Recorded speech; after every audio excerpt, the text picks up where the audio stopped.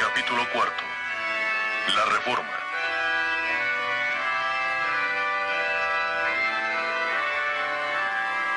La Reforma, claro está, es un término técnico que significa la separación de los reformadores de la Iglesia como se había desarrollado en la Edad Media y que se conoce como Iglesia Católica Romana.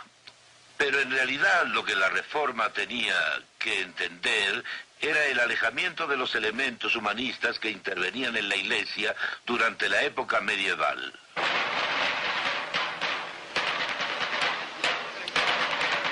Esta no es ninguna indulgencia ordinaria. Por ella se erigirá la Catedral de San Pedro en Roma. Y ustedes se unirán en cada misa que se ofrezca desde hoy hasta el fin del mundo. Nuestro Señor Jesucristo, a través de venir al mundo, sufrir y morir, ha pagado ya por nuestra salvación para siempre. ¿Cómo puede entonces un simple ser humano, monje, príncipe o papa, pretender un pago mayor?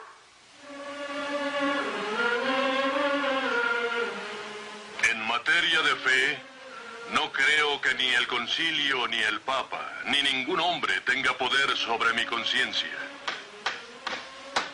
Y cuando difieran de las escrituras, reniego del papa, del concilio y de todo. Un simple laico armado con las escrituras es más grande que el más poderoso papa sin ellas. Cuando el Alto Renacimiento se acercaba a su fin, en el sur de Europa, la Reforma vino a explotar en el norte de Europa. Martín Lutero colocó sus 95 tesis en la puerta de la iglesia de Wittenberg.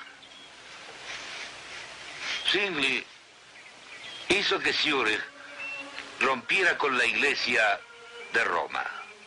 Más tarde, Inglaterra rompió con ella también. Juan Calvino, el reformador ginebrino, escribió su Instituta.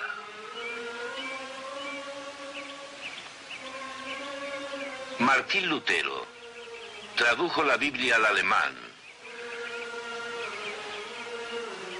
lo que propició que se tradujera a otras lenguas y que así las personas leyeran la Biblia por ellos mismos por primera vez.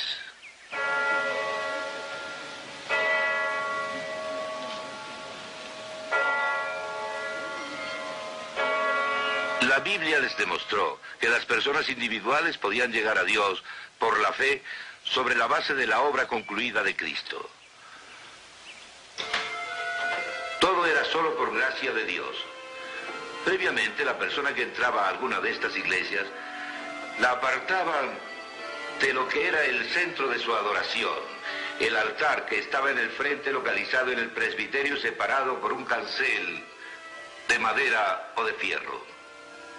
Durante la Reforma lo quitaban a menudo. Este llegaba hasta arriba.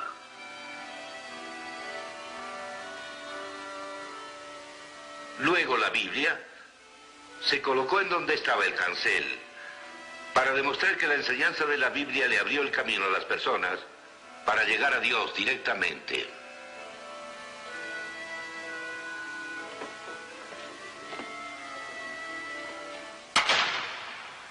Anterior a esto, varios cristianos tiraron los arboledos sagrados bajo los que los dioses paganos eran adorados. Hacían esto no porque despreciaran los árboles, sino por el particular significado religioso de estos arboledos como algo divino. De la misma manera en la Reforma, algunos de los hombres y mujeres de la Reforma, muchas veces hasta los donadores mismos de imágenes, destruyeron varias de las estatuas y de las pinturas de santos y de madonas. Desearíamos hoy en día que las hubieran tomado y depositado en una bodega durante unos 100 años y luego se podrían haber sacado y puesto en un museo.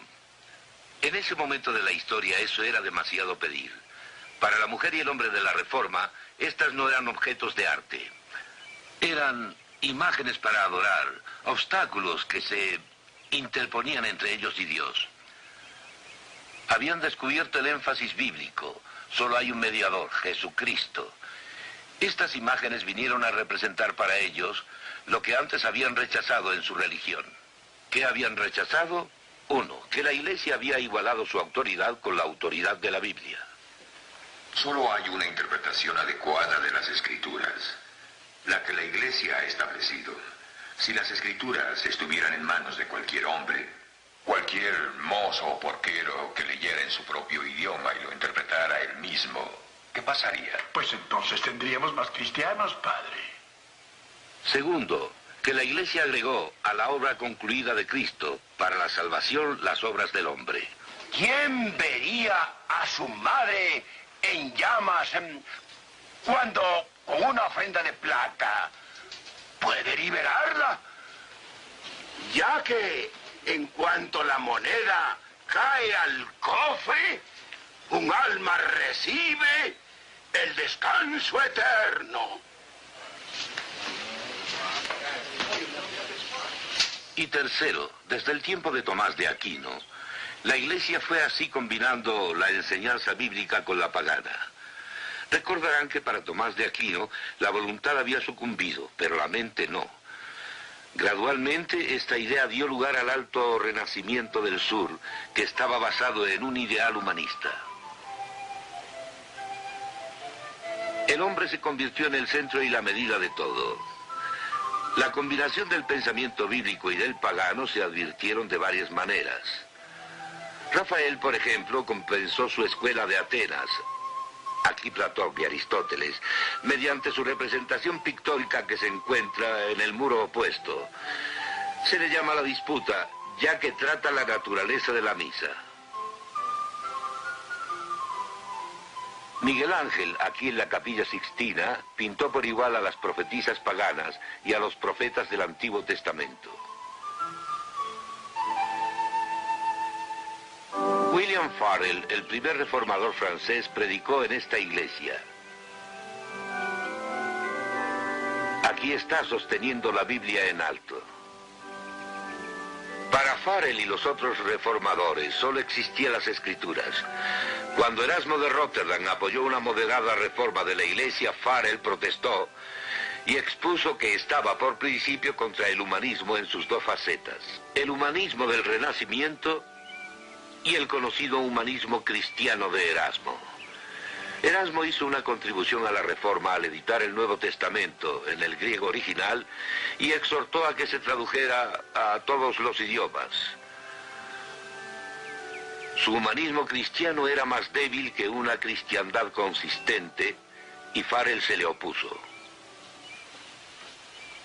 La gente necesitaba de la verdad dada por Dios en la Biblia y así saber cómo estar bien con Dios. Necesitaban que Dios les indicara cuál era el significado de la vida, lo que es correcto y lo que no lo es. Necesitaban de un Dios existente, un Dios que hablara en una forma que se pudiera entender. Creo que he encontrado la verdad al fin. Y cuando la encontré, pareció que las puertas del cielo se me hubieran abierto. Romanos 1:17. Porque en el Evangelio la justicia de Dios se revela por fe, no por lo que hace por sí mismo. No por adorar las reliquias, cantar las misas, hacer peregrinaciones a Roma, obtener el perdón por sus faltas, sino por fe en lo que Dios ha hecho por él a través de su Hijo. Doctor Martín, si un cristiano viviera solo por la fe, ¿en qué consistiría esta? En Cristo. El hombre necesita solo a Jesucristo. Cuando Dios dice en la Biblia cómo es Él, la persona posee la verdad sobre Dios, porque la persona es finita, o sea, es limitada. No tiene un conocimiento exhaustivo sobre Dios.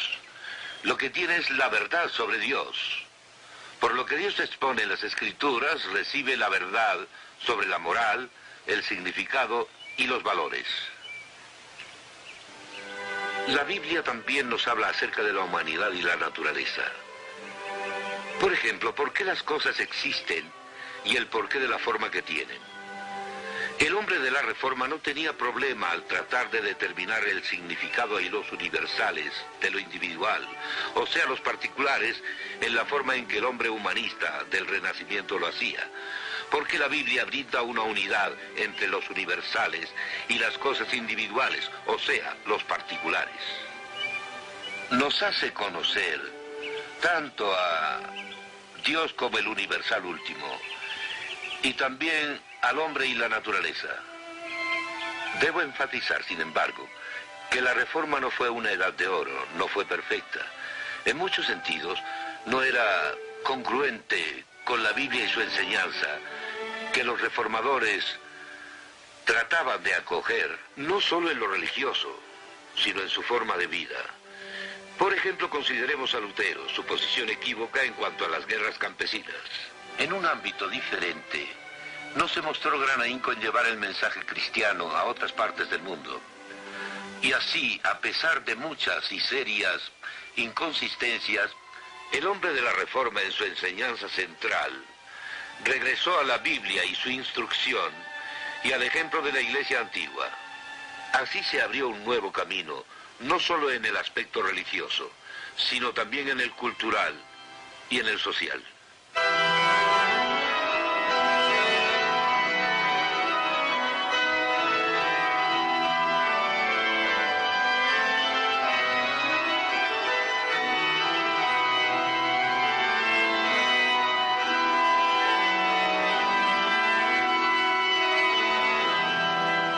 Esta música es el resultado directo de la reforma cultural y también de la cristiandad bíblica de esa época. El compositor es Johann Sebastian Bach. Su obra es en efecto la combinación de aquellos compositores que se rebelaron con la reforma. Observad de su propio puño y letra la abreviación en latín: solo a Dios se le debe la gloria.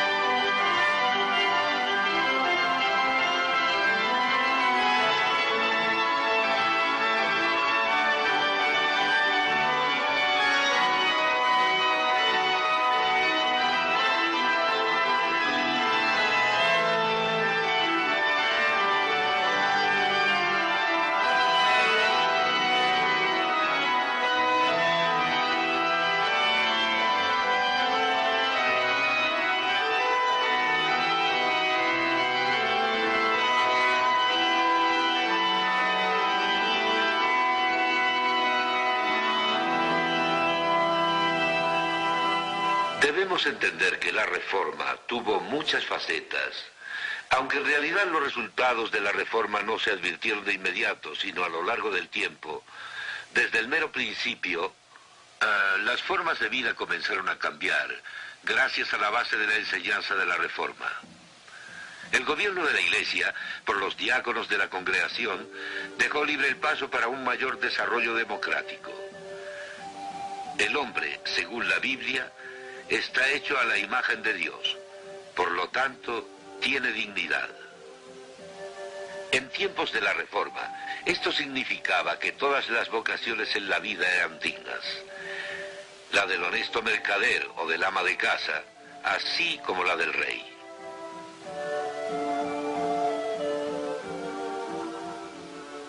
Por otro lado, la Biblia dice que el hombre está decayendo. Se ha rebelado contra Dios. Así es como el hombre de la Reforma se podía explicar la grandeza y la dignidad del hombre y también su crueldad. El hombre de aquel tiempo no vivía en un mundo fracturado como el hombre de hoy en día. El arte era una parte íntima de la vida. La Reforma tenía una estrecha relación con la cultura. El pintor Lucas Cranach era amigo de Martín Lutero. Aquí está Lutero mismo y su esposa pintados por Cranach. Lutero y Cranach eran cada uno padrino de los hijos del otro. El viernes anterior al domingo de Pentecostés, en el año de 1521, llegaron noticias a Amberes de que Martín Lutero había sido capturado a traición, ya que cuando al heraldo del emperador Carlos se le ordenó que lo acompañara con su guardia imperial, tenía confianza en esto. Esto proviene del diario de Alberto Durero, quien no quiso que se publicara. La noticia de que Lutero había sido capturado parecía ser falsa.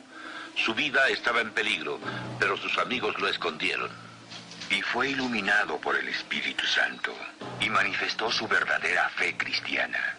¿Estará aún vivo o ya lo han matado? No lo sé. En ese caso ha sufrido por la verdad cristiana.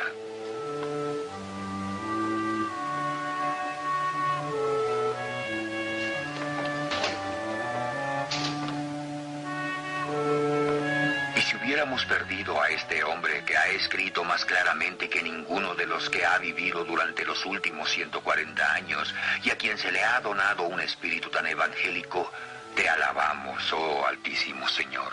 Durero es sin duda un hombre de la Reforma, según examinamos el diario que escribió en ese entonces cuando a Martín Lutero se le creía muerto. En él indica con mucho detalle que estaba mirando atrás hacia los hombres de la Prereforma. Y estos hombres eran Hus y Wycliffe. Hus tuvo una tremenda influencia en Alemania en esa época. Y Durero expone muy claramente en su diario que recuerda a estos hombres y que su obra se deriva de ello. Y más aún si se examinan sus grandes obras. En el Apocalipsis, por ejemplo, que se llevó a cabo antes de las 95 tesis de Lutero que se clavaron en la puerta de la iglesia, se observa la fuerte interacción bíblica. De hecho, en su propia obra mediante su idea de la Biblia y las obras de arte que producía.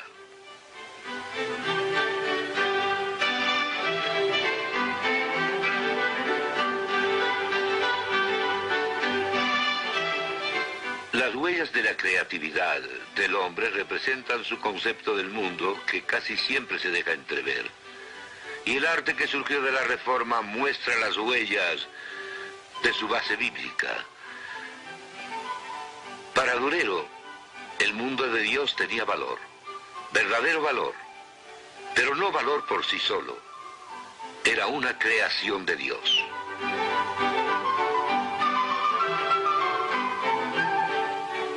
Muchas obras de arte surgieron de la Reforma cultural. Por ejemplo, el levantamiento de la cruz por Rembrandt. Aquí Rembrandt se pintó a sí mismo usando su boina de pintor. Él levantó a Cristo sobre la cruz, dando a entender a todo el mundo que sus pecados habían enviado a Cristo a la cruz. Su obra indica que era un hombre de la Reforma. La naturaleza no era menospreciada ni tampoco se le idealizaba. Era algo para disfrutarse como creación de Dios. Aquí está la esposa de Rembrandt aguardándolo. Aquí hay amor y delicadeza. Rembrandt entendía que Cristo era el Señor de todo en la vida.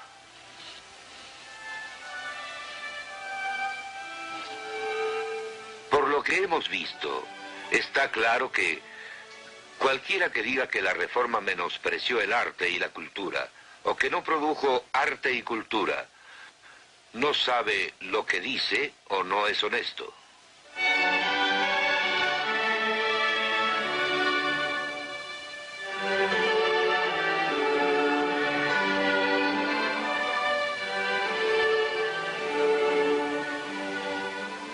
La Reforma tuvo mucha influencia en la cultura, en lo teórico y en lo práctico. En lo teórico, porque estas personas, si se examina a los eruditos holandeses, por ejemplo, realmente creían en el señorío de Cristo sobre la vida en total. Veían la naturaleza como algo maravilloso, las hojas, las flores, algo bello, ya que era el universo de Dios.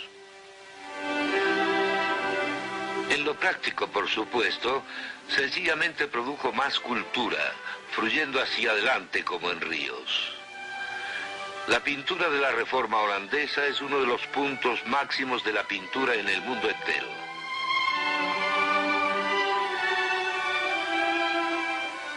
Todo esto aparece como un obsequio de Dios, y en especial en el área de la música, como el propio Lutero lo consideraba.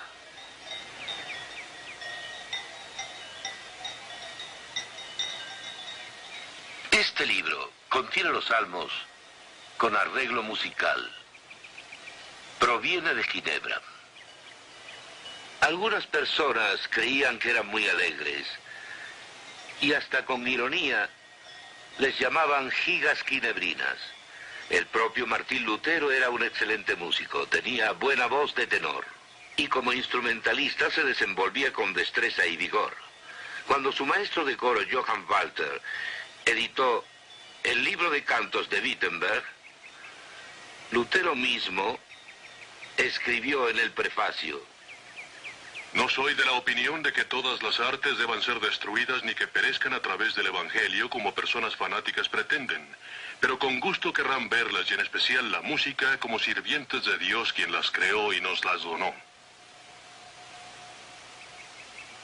En cuanto el cancel que separaba a la congregación del altar se removió, porque la Biblia abierta permitía a la gente el acceso directo a Dios, también la congregación pudo acercarse a Dios directamente cantando por primera vez en muchos siglos. Lutero mismo compuso la letra de la canción Castillo fuerte es nuestro Dios.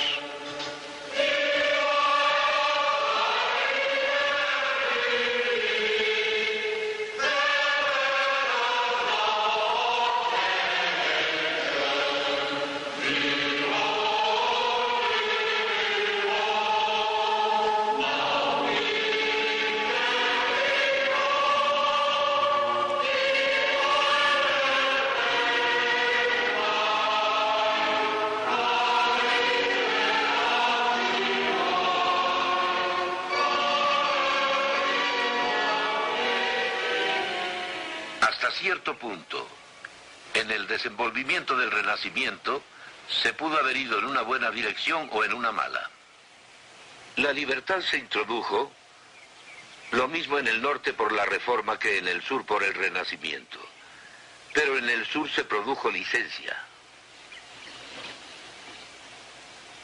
La razón fue que el humanismo del Renacimiento no pudo proporcionar un significado para las cosas individuales, para los particulares o los absolutos en el área de la moral.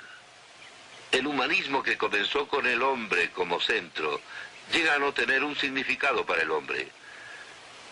Pero en el norte, el hombre de la Reforma, guiado por las Escrituras, recobró su dirección.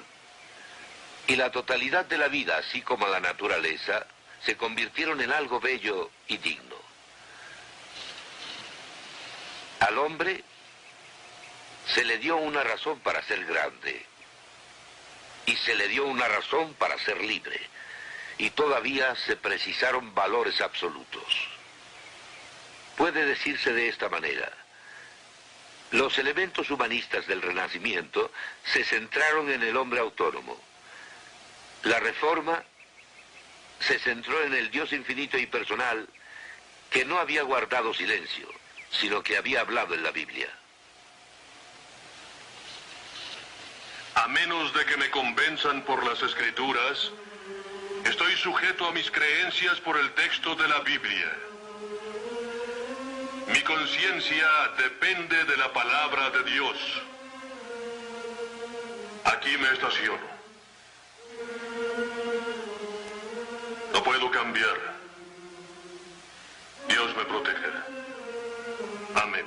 Al comenzar a hablar de los resultados de la Reforma, vemos que produjo una tremenda libertad. Y debemos decir ambas cosas a la vez. Antes que nada, la verdad primaria es que de repente hubo libertad de la necesidad de laborar para ganar entrada a Dios. Ya no fue entonces necesario merecer el mérito de Cristo.